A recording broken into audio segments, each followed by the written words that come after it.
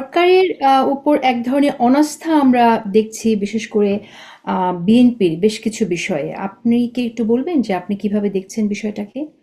না, সামগ্রিকভাবে সরকারের উপর বিএনপির আস্থা কিংবা অনাস্থার প্রশ্ন একটা। আরেকটা হলো যে জাতীয় ঐকমত্য কমিশন বা সংস্কার প্রক্রিয়ায় সরকারের যে সমস্ত চ্যানেল দায়িত্বপ্রাপ্ত তাদের ব্যাপারে অনাস্থার প্রশ্ন। আপনি ঠিক কোন প্রশ্নটা করছেন? আমি এই অনাস্থাটা গুরুত্বপূর্ণ বোঝা কেন এজন্যই মনে করি, কারণ আপনার ঐক্যমত্য কমিশন তো সরকারের বাইরের কোনো কিছু না। না, আপনি আপনি আমার সরকার প্রশ্নটা অনেক বুঝবার চেষ্টা করুন। আমি বলছি যে অন্তর্বর্তীকালীন সা- সরকারের।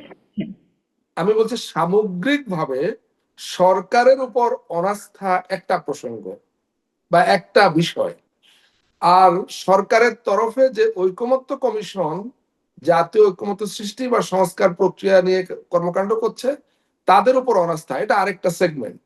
আপনি ঠিক কোন অনাস্থার কথা বলছেন? আমি বলতে চাইছি যে একটি সরকারের উপর যদি অনাস্থা থাকে, তাহলে সরকারের গৃহীত যে কোনো পদক্ষেপ, সেটা ঐকমত্য কমিশন হোক বা অন্য যে কোনো পদক্ষেপ হোক, সেটাকে সেই অনাস্থাটা প্রভাবিত করতে পারে। আপনি সরকারের উপর সামগ্রিকভাবে অনাস্থা রাখছে এবং আপনি মনে করছেন সরকারের উপর যদি অনাস্থা থাকে কিন্তু সরকারের গৃহীত অন্য পদক্ষেপের উপর আস্থা থাকবে, সেটা তো হয় না, কন্ট্রাডিক্টরি হয়ে যায়। তো সেই জায়গা থেকে আমার প্রশ্নটা যে এই যে অনাস্থাটা সৃষ্টি হয়েছে, এটাকে আপনি কিভাবে দেখেন? এটা আপনাদেরকে মানে কতটুকু প্রথম ইম্প্যাক্ট? কথা হলো, আমি সরকারের উপর অনাস্থা সৃষ্টির কোনো খবর এখন পর্যন্ত আমার কাছে এসে পৌঁছায়নি। কি কারণে অনাস্থা তৈরি হয়েছে এটা হয়তো আমাকে বুঝবার চেষ্টা করতে হবে। যে এই যে রোজার মাস যাচ্ছে, যেটা আমরা আমাদের জন্মের পর থেকে দেখে এসেছি, যে রোজার মাস আসলে যে কোনো সরকারের সময় দ্রব্যমূল্য লাগামহীন হয়ে যায়, বাজারে রীতিমতো আগুন লেগে যায়, একটা সর্বত্র হাহাকার তৈরি হয়।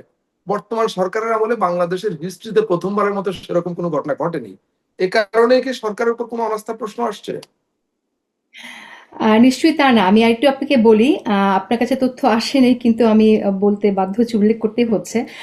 বিএনপির আরেকজন স্থায়ী কমিটির সদস্য তিনি বলেছেন, অন্তর্বর্তী সরকার বাংলাদেশের আগামী দিনের স্বল্পমেয়াদী, মধ্যমেয়াদী, দীর্ঘমেয়াদী এরপরও যদি কিছু থাকে সবকিছুর দায়িত্ব তারা নিতে চাইছে। সরকারের আকার ও পরিধিও আরো বড় করছে। বিএনপি স্থায়ী কমিটির এই সদস্য বলেন, গণতন্ত্র ফিরে পাওয়ার যে আন্দোলন সেটা এখনো শেষ হয়নি। যতদিন পর্যন্ত বাংলাদেশে জনগণের সরকার প্রতিষ্ঠিত না হবে, ততক্ষণ আপনারা মনে করবেন বাংলাদেশ থেকে স্বৈরাচার বিদায় হয়নি।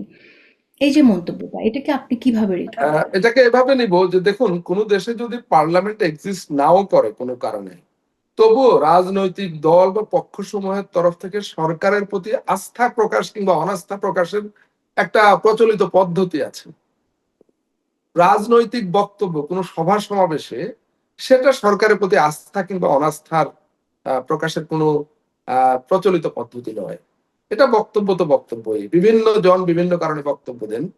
বক্তাদের সব বক্তব্য তার দল কিংবা রাজনৈতিক গোষ্ঠীর আহ, বক্তব্য সেটা দেখবার সুযোগ নেই। আচ্ছা, আমি আপনাকে প্রশ্ন করি তাহলে একটা। সেটা হচ্ছে, আপনি তো দীর্ঘদিন সাংবাদিকতা করেছেন, আপনি পলিটিক্যাল অ্যানালিস্ট। সে জায়গা থেকে এই প্রশ্নটা আমি করছি। সেটা হচ্ছে যে রাজনৈতিক বক্তব্য আমরা করতে দেখি তো রাজনৈতিক সরকারের বা রাজনৈতিক কোনো দলের বিরুদ্ধে। এই সরকার তো রাজনৈতিক কোনো দলকে রিপ্রেজেন্ট করছে না। তাহলে এই সরকারের বিরুদ্ধে, যে সরকারকে তারাই সমর্থন দিয়েছে একটি সময়, তাহলে এই সরকারের বিরুদ্ধে রাজনৈতিক বক্তব্য তারা কেন দেবেন? এক একজনের এক এক কারণ থাকতে পারে, প্রত্যেকের ক্ষেত্রে যে অভিন্ন কারণ তা না। কে কোন কারণে দেন সেটা তারাই বলতে পারবেন যদি তাদেরকে প্রশ্ন করেন। কিন্তু আপনার এনালাইসিস। প্রত্যেকটা রাজনৈতিক তরফ, প্রত্যেকটা রাজনৈতিক দলের পক্ষ থেকে সরকারের সঙ্গে যোগাযোগের জন্য কিছু নির্দিষ্ট দায়িত্বপ্রাপ্ত ব্যক্তি আছেন, আপনি নিশ্চয়ই জানেন সেটা। তাদের মাধ্যমে যে বার্তাটা আসবে, তারা যে বক্তব্য দেবেন সরকারের কাছে, সেটাই হচ্ছে গ্রহণযোগ্য বক্তব্য বা বিবেচনাযোগ্য বক্তব্য। এর বাইরে অন্য কিছু যদি আপনি ধরেন, বিভিন্ন জন বিভিন্ন জায়গায় বিভিন্ন বক্তব্য দিচ্ছে, সরকার যদি প্রত্যেকটা বক্তব্যকে ওই দলের অবস্থান ধরে নিয়ে নিজের সিদ্ধান্ত গ্রহণ করতে হয়, তাহলে তো সেই সরকার অচল হয়ে যাবে, যে কোনো সরকার। আম, এই সরকার, যে আপনি ঐকমত্য কমিশনের কথায় আসি, ঐকমত্য কমিশন যখন ঐক্যের জন্য কাজ করবে তখন আসলে কোনো দূরত্ব হচ্ছে কিনা সরকারের সাথে যারা কাজ করছিল, আম, এই বিষয়টিকে তারা দেখবে না যে আসলে কোনো কারণ আছে কিনা, নিজেরা না, নিজেদেরকে আপনার অনুসন্ধান আপনার প্রশ্নটা বুঝতে। আমি আমি হয়তো বুঝতে পেরেছি। যে দেখুন, নিঃসন্দেহে এটা খুবই একটা প্রয়োজনীয় বিষয় যে সরকারের সঙ্গে রাজনৈতিক দলসমূহের কোনো কারণে দূরত্ব তৈরি হচ্ছে কিনা, আস্থার সংকট তৈরি হচ্ছে কিনা সেটা বিবেচনায় রাখা, এবং সেক্ষেত্রে প্রয়োজন হলে সরকারের সঙ্গে কথা বলা। জাতীয় ঐকমত্য কমিশনের কাজটা সুনির্দিষ্ট কোনো আইন দ্বারা সীমাবদ্ধ করা নেই, সে আইন দ্বারা সীমাবদ্ধ করা নেই। এটা একটা খুব গ্রেটার এরিয়া নিয়ে কাজ করবার জন্য বা একটা একটা মানে ওয়াইড জায়গায় কাজ করবার জন্য এই কমিশন দায়িত্বপ্রাপ্ত। সুতরাং আমি যেটা দেখি কমিশনের সহযোগী হিসাবে, যে কমিশন যদি মনে করে যে কোনো জায়গায় রাজনৈতিক দলগুলোর সঙ্গে সরকারের একটা আলাপ আলোচনার ব্যবস্থা করা দরকার, কিংবা কোনো তথ্য সরকারকে জানানো দরকার, সরকারের কোনো তথ্য রাজনৈতিক দলগুলোকে জানানো দরকার, সমঝোতার স্বার্থে, ঐকমত্যের স্বার্থে, কমিশন সেটা করবে। ধন্যবাদ আপনাকে। আমি আমি আপনাকে আর এক্ষেত্রে বলে রাখি, আপনার আগের প্রশ্নের জায়গায় একটু যাই। সেটা হলো আস্থা অনাস্থার প্রশ্ন। দেখুন, মানে কোন সরকারই পারফেক্ট সরকার না। এই সরকার নিশ্চয়ই আমরা এটা পারফেক্ট সরকার বলবো না। এই সরকার গণ অভ্যুত্থানের পটভূমিতে, গণ অভ্যুত্থানের ফসল হিসাবে এই সরকার গঠিত হয়েছে।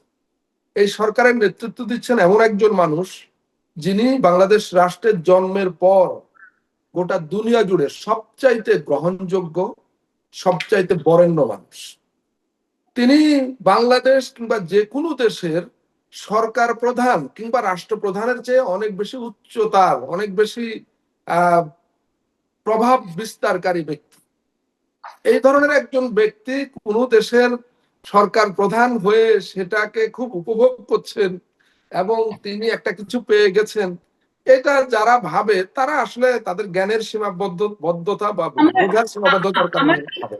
নিশ্চয়ই তাই, না, নিশ্চয়ই তাই। আমি আমি শেষ করি কথাটা, আমি শেষ করি। এই সরকার, এই সরকার যাদেরকে নিয়ে তিনি চালাচ্ছেন, এরা সবাই ফেরেশতা না, বা এরা সবাই একদম সুপারম্যান না। ফলে অনেক রকম সীমাবদ্ধতা আছে, থাকতে পারে। কিন্তু তা সত্ত্বেও আমাদেরকে বিবেচনায় নিতে হবে যে জাতি হিসাবে, রাষ্ট্র হিসাবে আমরা যে ধরনের দেশি বিদেশি নানা রকম ষড়যন্ত্রের কবলে আছি, একটা ফ্যাসিস্ট সরকারকে বিদায় করবার পর আমাদের সামনে যে সমস্ত ঝুঁকিগুলা তৈরি হয়েছিল, এখানে প্রফেসর ইউনূস ব্যতীত অন্য কোনো ব্যক্তি যদি এই সরকারের প্রধান হতেন বা এই সরকারের দায়িত্বে থাকতেন, তাহলে কি পরিস্থিতি হতে পারতো আমরা কি সেগুলো কল্পনা করতে পারি বা পারি না?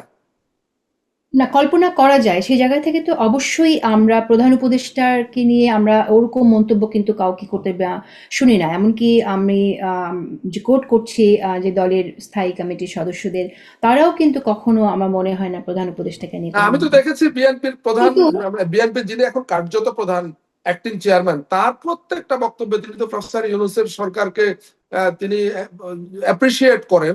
কিছু কিছু জায়গা তো অবজারভেশন থাকবে একটা রাজনৈতিক দল হিসাবে, এবং এই সরকার কেন সফল হওয়া দরকার, কেন এই সরকার ব্যর্থ হওয়া যাবে না, রিপিটেডলি তিনি সে কথা বলেন। তিনি তার দলের নেতা কর্মী সমর্থক সবাইকে সেটা স্মরণ করিয়ে দেন যে আমাদের সামনে যে অপরচুনিটি তৈরি হয়েছে, যে সুযোগ তৈরি হয়েছে, এটা কোনোভাবে মিসইউজ করা যাবে না বা এই সুযোগ নষ্ট করা যাবে না, এটা তো তিনি বলেন।